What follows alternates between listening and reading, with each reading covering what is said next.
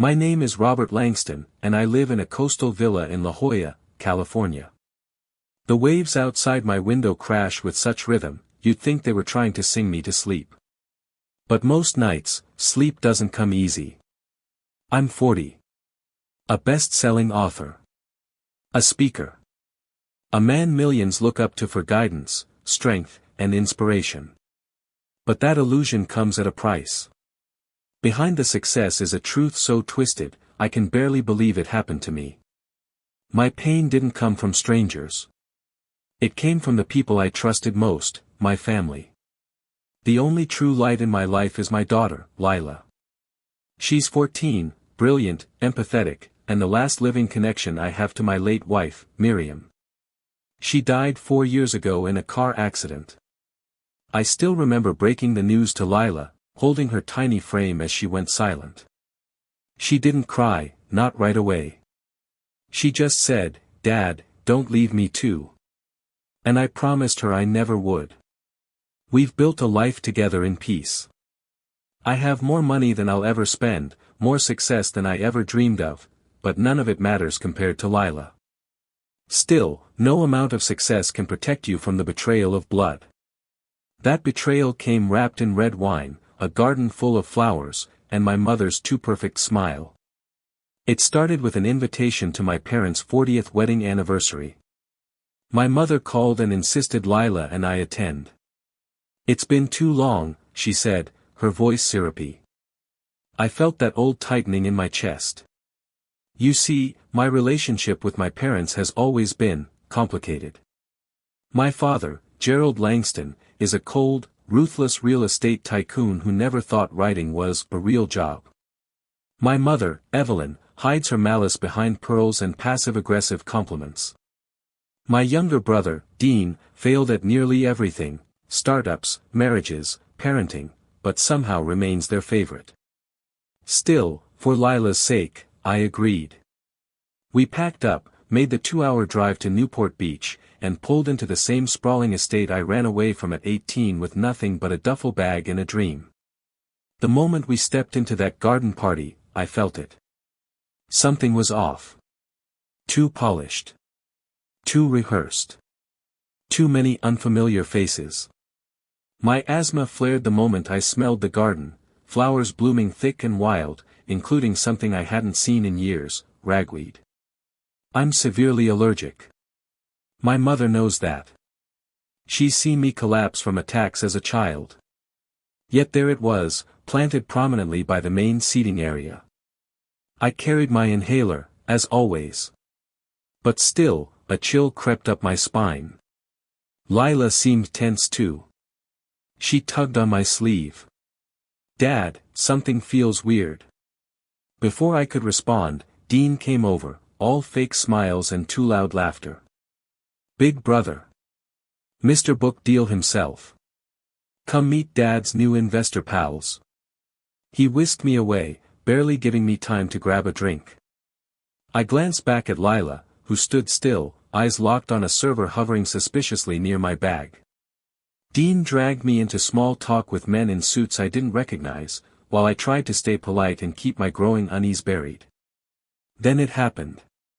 Lila ran toward me, panic in her eyes. "Dad, did you bring your inhaler?" she whispered. "Something's wrong." I turned to grab my bag. Dean grabbed my wrist. "Relax, bro. It's a party. You're fine." I yanked my arm free and bolted back to the table. My bag was still there, but my inhaler was gone. Gone. I stared at the empty pocket in my bag like I was waiting for my inhaler to magically reappear. It didn't. It was gone, and with it, so was my peace of mind. My throat tightened, not from panic, but from the bitter scent of the garden. The ragweed. I could feel the early signs of a reaction creeping in, tightness in the chest, slight wheezing. I looked around, trying to find my daughter. Lila stood frozen near the fountain, watching me. Her expression wasn't just concern. It was fear. "Dad," she mouthed, almost inaudibly, "you need to leave." I was about to walk to her when my mother appeared beside me, smiling like this was all a game. "Something wrong, Robert?" she asked innocently, eyes too wide. I shook my head, trying to hold it together. "My inhaler's missing. You didn't happen to see it?" She blinked once. Then again. "Oh dear. I'm sure it'll turn up. You really should be more careful." Careful. That word sent a chill down my spine. She knew. I don't know how, but she knew. "Excuse me," I said, pushing past her. That's when Dean stepped in again, practically grabbing my shoulder. "Relax. Come on, I need to show you something in Dad's study. You'll love it. He framed your first book cover." It was such a random lie. My dad had never even read my books. "I'm going to check on Lila," I muttered, already moving. But Dean wouldn't budge. "What's with you, man? You think someone stole your little puffer? Seriously?" Then I saw it, just behind Dean. A small delivery truck. 2 men unloading crates of flowers from the back. Not roses. Not lilies. Ragweed. Bundled in thick, full-bloom arrangements. I turned, my pulse spiking. I needed to get out of there. But just as I took a step toward the garden gate, I stumbled. My breath caught. The garden's scent was stronger than ever. I was going downhill fast, and whoever had taken my inhaler knew exactly how this would play out. And then Lila screamed. "Dad! Dad!" She dropped to her knees in the grass, clutching her stomach, crying out in pain. I don't even remember running. All I know is 1 second I was standing on the patio and the next I was on the ground beside her. "It hurts. It hurts," she sobbed. I scooped her up, my own lungs tightening more with each breath. "I'm taking her to the hospital," I shouted. That's when it became obvious, everyone suddenly tried to stop me. My father appeared, waving his hands. "No need for drama, Robert. Just call an ambulance." Dean blocked the exit again. "Man, you're acting crazy." But I saw it now. I saw all of them. Their faces didn't show panic or concern. Just calculation. Even my mother looked ready. Like they had rehearsed this moment. My daughter, still in my arms, whispered, "Dad, get out now. Please." And that's when it clicked. This wasn't about forgetting. This wasn't about clumsiness. This wasn't about flowers or a party. It was a setup. I shoved past Dean, got to the car, and threw the door open. The moment we crossed the front gates, the air changed. My chest began to ease slightly. Still tight, still dangerous, but manageable. I reached into my glove box and pulled out the spare inhaler I kept in my car. I took 2 desperate puffs, then looked at Lila. She was sitting upright, no longer clutching her stomach. "Are you okay?" I asked, confused, still breathless. She looked at me, guilt flashing in her eyes. I lied. I wasn't sick. I had to get you out of there. My heart stopped. "You what?" Lila's voice trembled, but her words were clear. "I saw them, Dad. I saw Uncle Dean with your bag. I saw Grandpa hand something to a server, and then the truck full of flowers came. I knew. I knew you had to leave. I didn't know how else to get you out." She started crying. I was scared. I thought if I pretended to be hurt, you'd grab me and go. Tears filled my eyes as I stared at my daughter. She had seen what I couldn't, or maybe what I refused to admit. My family was trying to kill me. The thought sat like ice in my chest. I had dismissed the signs for years. Their subtle disdain. Their envy. Their cold eyes whenever I succeeded. And now. They were willing to go this far. All for what? Money? The drive back to La Jolla was quiet, too quiet. Lila sat beside me, staring out the window with red eyes, biting her lip the way she always did when she was scared but didn't want to show it. My own mind felt like a war zone. Every memory of my family, every word they'd ever said, every cold glance, every subtle jab, none of it felt like background noise anymore. It was all evidence. As soon as we got home, I double-checked all the doors and windows. I'd never been paranoid before, but something inside me had cracked open, and I couldn't shut it now. I tucked Lila into bed and sat beside her for a long time, just watching her breathe. She saved me tonight. I was supposed to be the one protecting her, but she, my 14-year-old daughter, had seen through the lies, the manipulations, and faked her own illness to pull me from a trap. A trap set by my own parents. And now, I needed answers.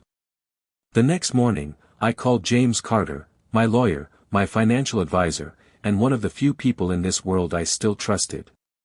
He listened calmly as I told him what happened. And then he said something that shifted everything. "Robert, have you checked your estate access lately?" "What do you mean?" I asked. He hesitated.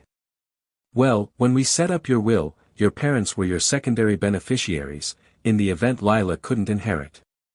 That was before your wife passed, and before your wealth multiplied tenfold. But I've been meaning to ask, did you ever update that after Emily died?"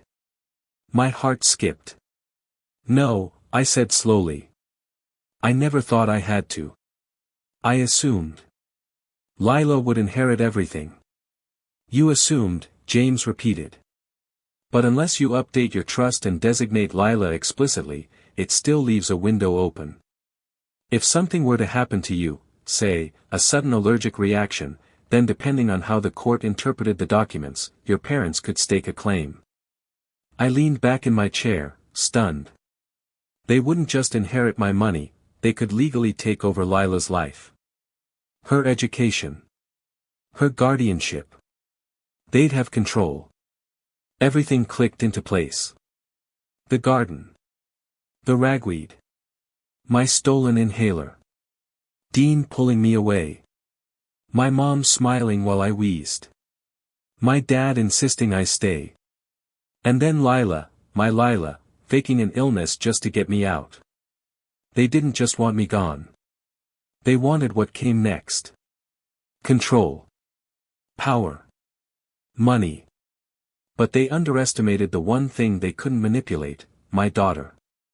"I need to lock everything down," I told James. "I want my estate, royalties, house, everything, moved into a trust in Lila's name. Effective immediately. I also want a legal will updated and notarized this week." "And James?" "Yes. I want to file for a restraining order. I want my parents and Dean barred from coming near me or Lila. Ever again." There was a pause, then James said, "I'll make it happen." After the call, I walked upstairs to check on Lila. She was already awake, sitting on her bed with a notebook in her lap. When I entered, she looked up at me with big, worried eyes. "Did I do the right thing?" she asked. I sat beside her, brushing her hair behind her ear. "You saved my life, Lila. And maybe your own." She swallowed hard. "I don't want to go back there. I don't want to see them ever again." "You won't," I promised. I meant it. But promises without action are just words, and this time, I needed more than words. I spent the next 2 days working with James. We moved every asset, every book royalty, every dollar into a trust for Lila. A secure structure that no one, not even my next of kin, could touch without my explicit consent. I also hired a private investigator, just to be sure.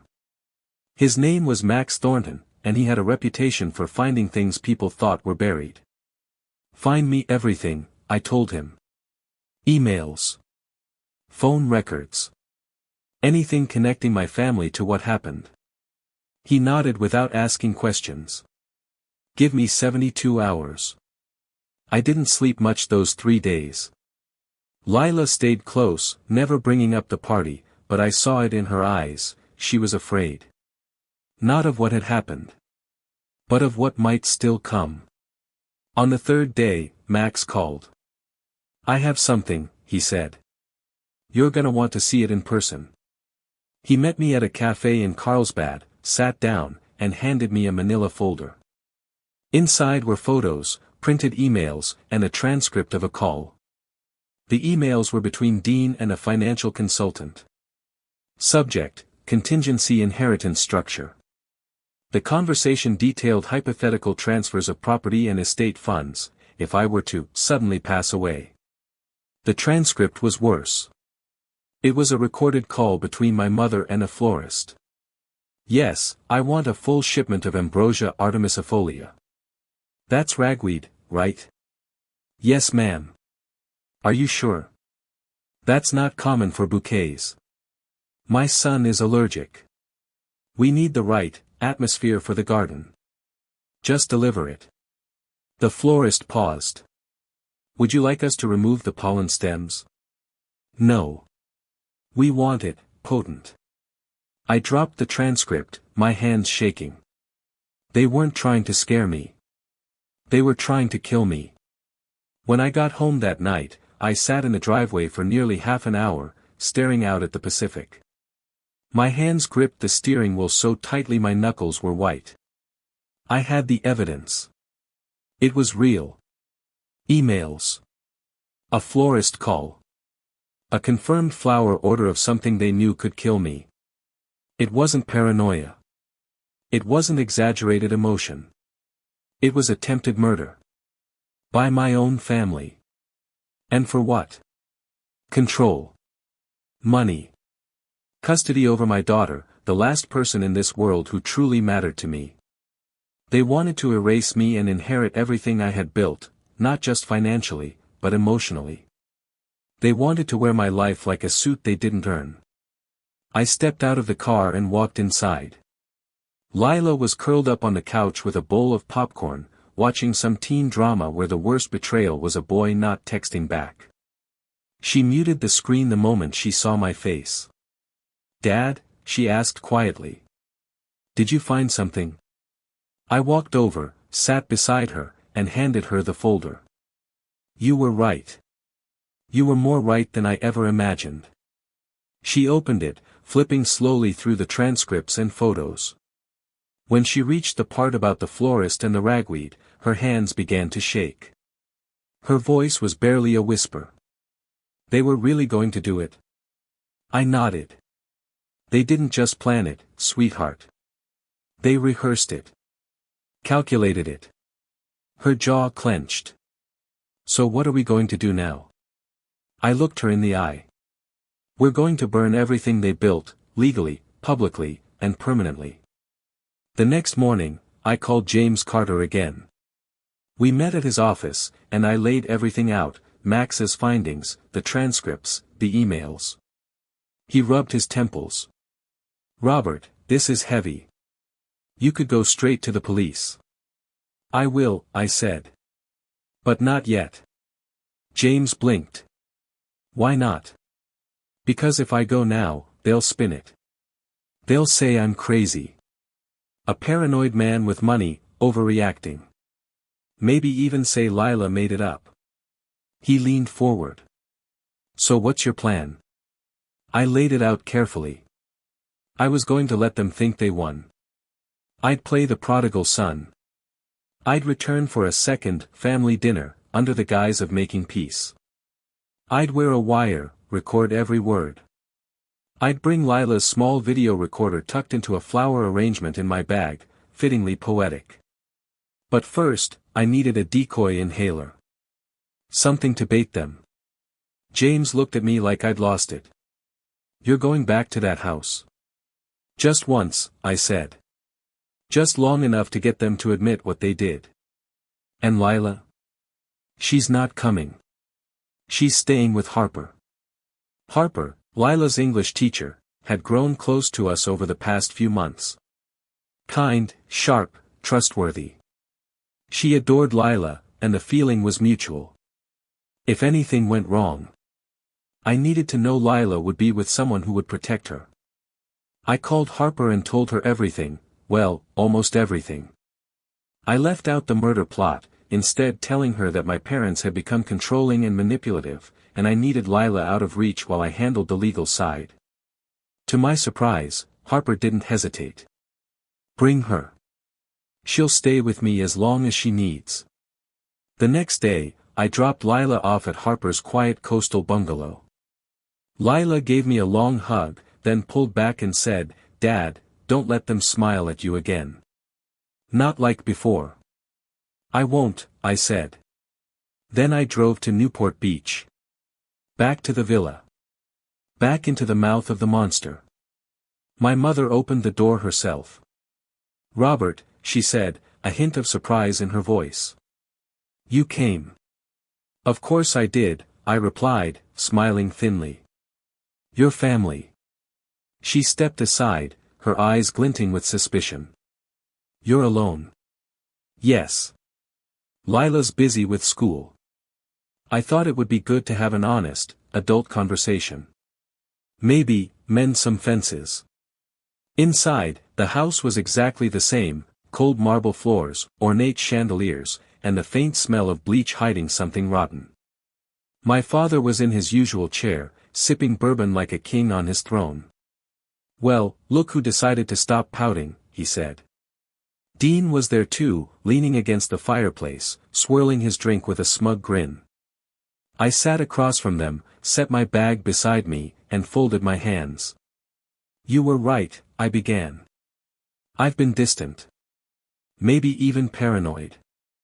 I've had time to think, and I realize I let my success make me arrogant." Dean's eyes lit up. My father raised a brow. "I miss having a family," I added softly. "Especially after losing Miriam." My mother moved to sit beside me, placing a hand on my arm. "You don't know how happy it makes me to hear you say that." I forced a smile. "Actually, I brought something to celebrate." I reached into the bag, pulled out a small, blue inhaler, and set it gently on the coffee table. Dean's eyes darted to it. "Hook, line, and sinker." My father chuckled.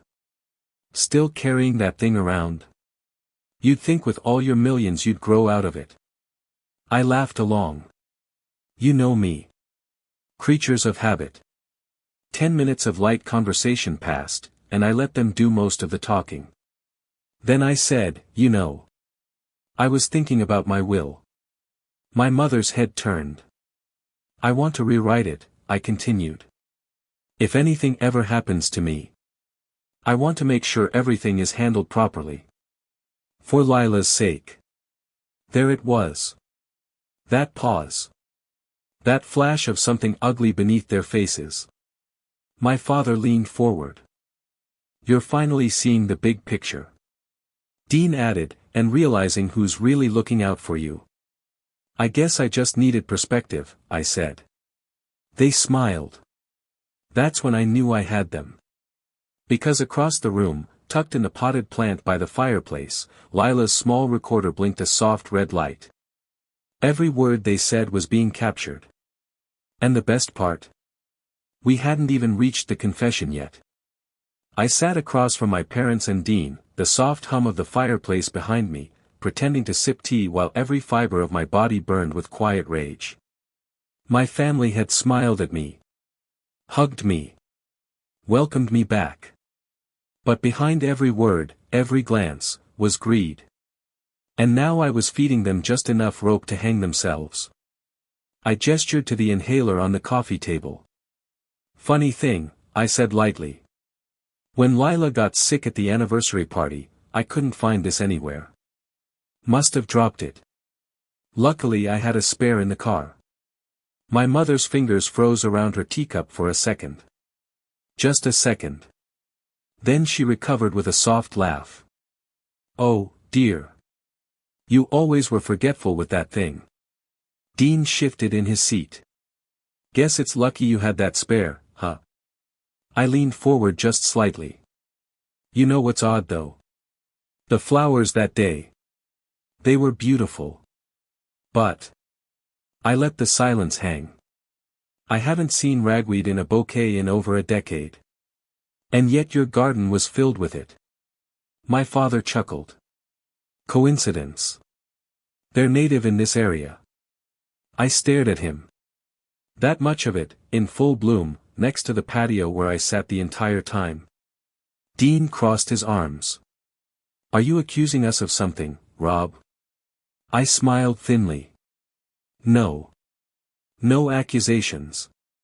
Just observations. They were slipping. The more I prodded, the more defensive they became. And that was good, because the recorder nestled in the flower pot beside the fireplace was soaking up every word. You know, I said, standing up and walking toward the mantel, as if admiring a family photo, I think about how fragile life is sometimes. If something ever happened to me, it'd change Lila's life forever. She'd be alone. But I guess, in that case, she wouldn't stay alone long. What do you mean? My mother asked, her voice too still. I turned slowly. She'd have guardians, wouldn't she? Grandparents. An uncle. Someone would inherit everything. Her care. My estate. My royalties. My father rose to his feet, his eyes sharper now. Robert. What's your point? I looked each of them in the eye. Then I sat back down and dropped my voice. My point is this, I know what you tried to do. For a full 5 seconds, no one spoke. Then Dean stood, his voice rising. You're paranoid. You think we're criminals now. Your own family. I didn't flinch. Yes. And I have proof. My mother's smile disappeared. My father's face turned to stone. I know about the inhaler, I said. I know about the ragweed order. I know about the florist. The emails to the inheritance lawyer. I have the call transcript. I have photos. Surveillance. You didn't cover your tracks. You got sloppy. Dean took a step toward me, but I raised a finger. Sit down. To my surprise, he did. I'm not here for an argument. I'm here to tell you that your game is over. I've already filed for a restraining order. Every cent I own has been transferred into a protected trust in Lila's name, inaccessible to you. If anything happens to me, it goes to her and a legal guardian I selected outside this family. My mother's face twisted. You can't do this to us. I already did. I gave birth to you, she hissed. And then tried to kill me for my bank account. The room went still. Even the fire seemed to hold its breath. I stood, slowly, and walked to my bag, zipping it shut with calm finality. And here's the real kicker, the conversation we just had. It's been recorded. So if I ever find out you so much as walked past Lila's school again, the police get everything. Dean looked pale. You're bluffing. I tilted my head. Wanna bet? My father spoke, low and cold. This is how you treat your family. After everything we gave you. You didn't give me anything, I snapped. You tried to take everything. Then I turned to leave. As I walked out of the villa, I didn't look back. I didn't need to. I could feel their panic behind me. I could hear the fragile world they had built beginning to crack. And it was just the beginning. Over the next week, James helped me submit the evidence formally. The emails. The voice recordings. The florist transcript. Even Max, the private investigator, agreed to testify to the chain of evidence. James said the DA wouldn't pursue attempted murder without a physical attack, but conspiracy to commit harm. That would stick.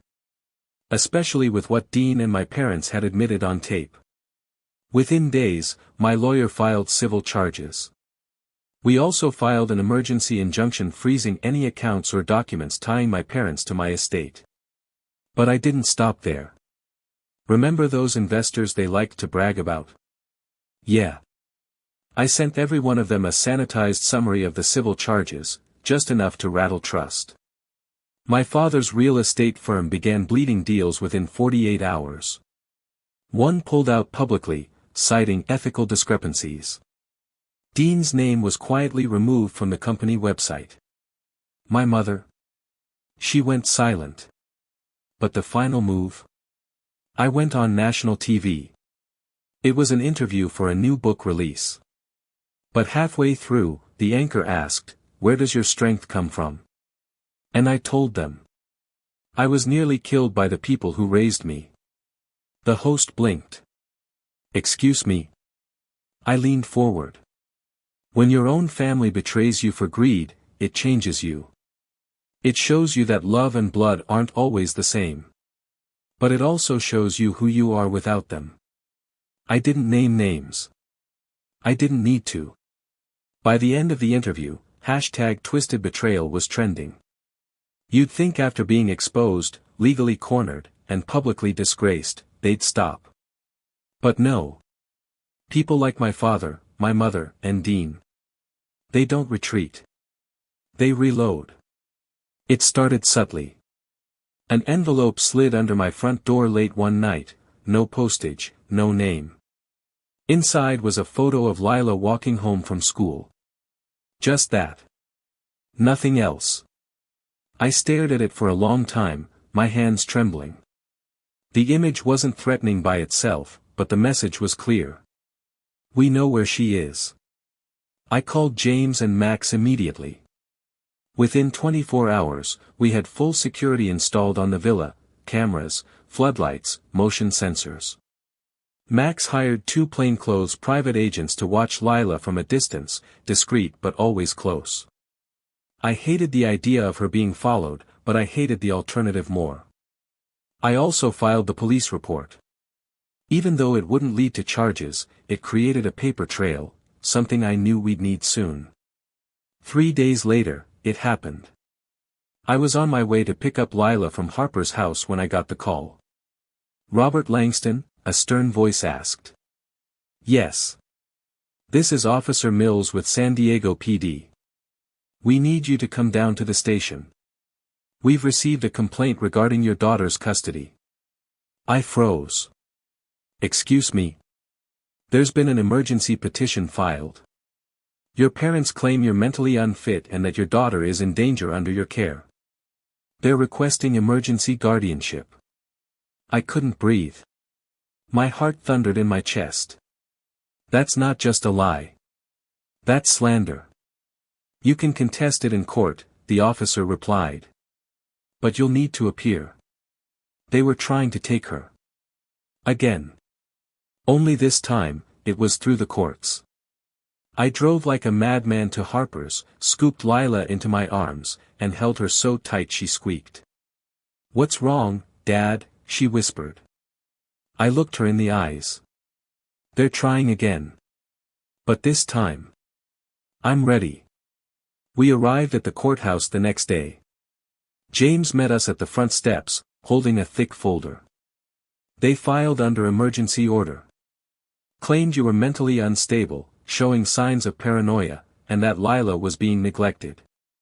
Neglected? I laughed bitterly. She has her own room, her own school, her own art teacher, and half a trust fund in her name. They attached an old video of you from a keynote event, James continued, where you broke down talking about Miriam's death. They're trying to use it as proof of emotional instability. I clenched my fists. Let them. We walked into the courtroom. My parents were already seated, dressed like grieving saints. Dean sat behind them in a cheap suit, fidgeting with his watch like a guilty teenager. The judge, a no-nonsense woman in her 60s, called us to order. James stood first. "Your Honor, before we proceed, we'd like to submit key evidence that pertains directly to the character and intent of the petitioners." The judge arched a brow. "Proceed." James handed over the file, the recorded audio, the florist transcript, and the investigator's report. He laid it out carefully, step by step. And then. He pulled out a flash drive and played the clip of my father laughing at my inhaler. Of my mother brushing off the ragweed. Of Dean saying, "Guess it's lucky you had that spare, huh?" It played for 90 seconds. 90 seconds that shattered their lies. When it ended, the judge sat back slowly. "I see," she said, voice flat. Then she turned to my parents. "Do you wish to respond to these accusations?" My father opened his mouth, but the judge raised a hand. "No. I don't want a performance. I want facts." They had none. My mother sobbed. Dean looked like he wanted to vanish. The judge turned to me. "Mr. Langston, do you have any current psychological assessments?" James handed one over. "Conducted last month at our client's request. Clear of all symptoms. Fit, stable, and in full parental capacity." The judge nodded. Then she turned back to my parents.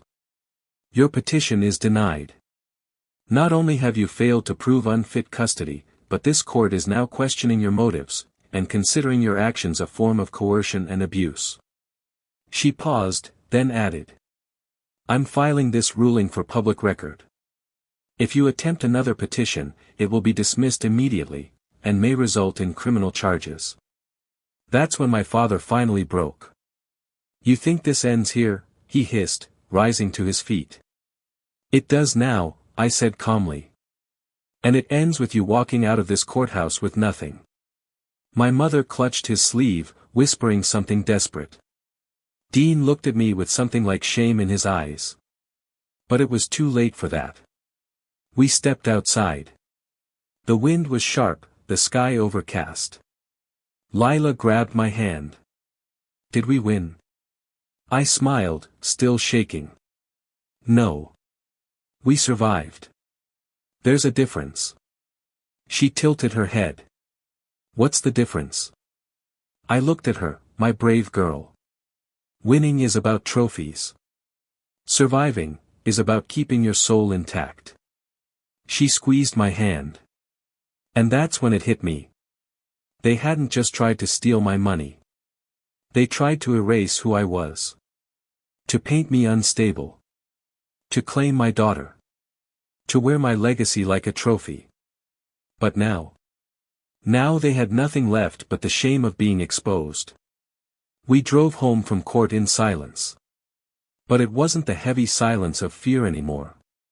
It was the kind that settles in after a storm, when the windows are still wet, the air smells like rain, and everything feels clean. Lila sat in the passenger seat, legs pulled up to her chest, watching the waves crash along the cliffs beside the road. I caught her smiling once, just briefly, like something inside her had been released. And in that moment, I realized something I hadn't said aloud yet. We were free. Not just from danger, but from the emotional grip they'd had on me for 40 years. The doubt. The shame. The guilt. It was gone now. And what replaced it, was peace. The next morning, I made pancakes. It sounds small, but it was huge. Because for once, I didn't wake up worried about lawyers, restraining orders, or surveillance. I just poured batter into the pan, flipped it, and watched Lila come out of her room wearing her usual fuzzy socks and sleepy smile.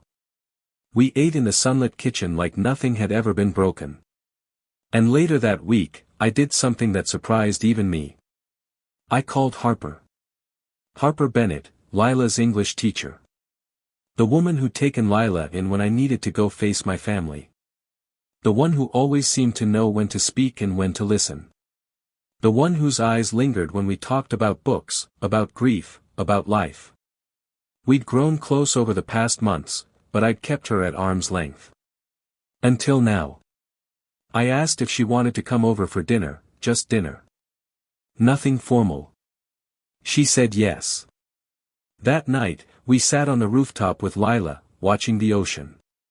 Harper brought dessert, a homemade peach tart, and Lila practically inhaled it.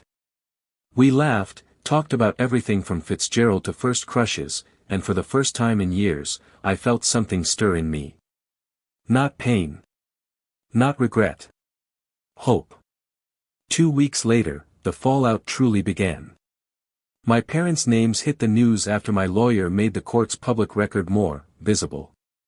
James didn't leak anything illegally, but he knew exactly who to share the story with, a journalist friend at a mid-sized outlet who'd interviewed me once before. The article didn't name names, but it quoted the court transcript, referenced inheritance manipulation, guardianship abuse, and an attempted custody grab wrapped in legal threats. It went viral in 2 days. And when reporters dug into the real estate firm, let's just say it wasn't hard to uncover shady land deals and unpaid taxes. Their empire began to rot from the inside. Within a month, my father's investors pulled out. Dean was fired. My mother stopped showing her face at charity galas. The name Langston was no longer a badge of prestige, it was a cautionary tale. As for me, I started writing again. Not just another inspirational memoir, but a novel. Fiction, technically. But inspired by a very real kind of betrayal. Lila drew the cover art. We titled it, Inheritance of Smoke. It debuted at number 2 on the New York Times list. Not because it was sensational, but because it was true. People felt the pain in those pages. They saw themselves. Their families. Their scars. And they wrote letters, hundreds of them. One woman wrote, "My sister tried to take my kids after my divorce. I didn't think anyone would understand. Thank you." Another man. "Your daughter, she's a hero. Give her the world." I printed those letters and gave them to Lila. She read every single one. Months passed. Harper and I grew closer. I didn't push it. I didn't need to. Some things don't need to be rushed when you've already tasted what heartbreak can do. One Saturday afternoon, Lila looked up from her sketchbook and said, "Dad, I think Mom would like Harper." I froze. She smiled. "She's not a replacement. She's a new chapter." My voice cracked. "I think you're right." That evening, we went to the beach. Just the 3 of us. Lila walked ahead, chasing seagulls, her laughter carried on the wind. Harper slipped her hand into mine. And I let her. I still carry scars. You don't survive betrayal like that and come out clean. But I'm not afraid of them anymore. They remind me of what I've overcome, and who I've become because of it. Lila saved my life. Harper helped me rebuild it. And as for my parents, they faded. No lawsuits. No letters. No apologies. Just silence. And that's all I ever needed from them. In the end, truth has a way of surfacing, even if it comes twisted through pain and betrayal. As one wise voice once said, sometimes your greatest enemy was once your closest ally. If this story struck a chord with you, let us know in the comments. And don't forget to subscribe, share, and spread the word, because justice deserves to be heard.